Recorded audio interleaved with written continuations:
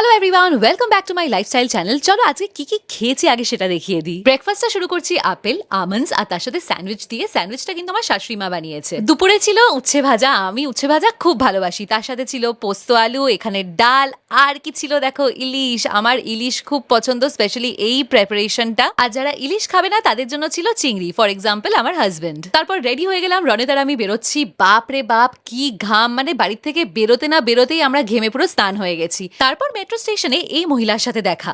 আচ্ছা, ভিডিওটা কেন করেছি, তো আমরা বসেছিলাম আর উনি এসে বলেন এটা সিনিয়র সিটিজেনের সিট। ফার্স্ট অফ অল এখানে সিনিয়র সিটিজেন বলে কিছু লেখা থাকে না, কিন্তু অবশ্যই আমরা সঙ্গে সঙ্গে উঠে যাই যে না বয়স্ক মানুষ, উনি বসুন। কিন্তু ওনার বিহেভিয়ার আর মুখের কথা এত বাজে, আমরা বলে বোঝাতে পারবো না। আমরা শকড হয়ে গেছিলাম যে সঙ্গে সঙ্গে উঠে যাওয়ার পরও উনি এরকম বিহেভ করছিলেন কেন। এনিওয়েজ পাত্তা আর দেবো না, কিন্তু ভিডিওটা ফর প্রুফ রাখলাম। দিয়ে আমরা নামলাম টলিগঞ্জে, বেহালায় গেলাম আর গিয়ে দেখা করলাম বাবার সাথে। আমরা তারপরে ফ্লুরিসেও গেলাম, ব্যাংকেরও কাজ ছিল। তারপর গেলাম বাড়িতে। তো বাড়িতে গিয়ে দেখি আরে নতুন ওয়াশিং মেশিন এসেছে।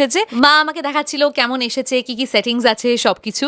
এদিকে দেখো আমার জন্য কিন্তু মায়ের ফ্রিজ ম্যাগনেট অ্যাডই হয়ে চলেছে। এখানে উদয়পুর আর মাউন্ট আবুরটা দিলাম, আর সাথে না মায়ের জন্য এইটা নিয়ে এসেছিলাম মার্বেলের রুটি বানানোর জন্য, খুব সুন্দর। ভাইয়ের সাথেও দেখা হলো, ভাইয়ের তো কলেজ শুরু হয়ে গেছে, একদম নতুন কলেজ। তারপরে মা আমাদেরকে বানিয়ে দিল কোল্ড কফি, উফ গরমে খেয়ে খুব মজা হলো। আর এবার হলো ব্লাউজের দোকানে যাওয়ার পালা, কারণ যে আমি দেবো সব শাড়িতে পার। তানিয়ার থেকে যে শাড়িগুলো কিনেছিলাম মনে আছে তো, তাছাড়া জয়পুর থেকে আগের বছর আমি একটা শাড়ি নিয়ে এসেছিলাম, আর কটা শাড়ি ছিল তো এগুলো সব দিলাম। ব্লাউজের কি ডিজাইন দিলাম ওইগুলো পরে দেখাবো, কিন্তু তার আগে তোমাদেরকে ব্লাউজ ইন্সপিরেশন নিয়ে কটা ভিডিও অবশ্যই দেবো। তারপর আবার গেলাম মায়ের বাড়িতে। এবার সেদিন তো মায়ের সন্তোষীমা, শুক্রবার দিন, তাই জন্য কোনো টক খাওয়া যাবে না। তো রাতে খেলাম আইসক্রিম প্রথমে, তারপরে খেলাম ঢ্যাঁড়সের একটা তরকারি, আর একটা কি তরকারি, আর তার সাথে পরোটা।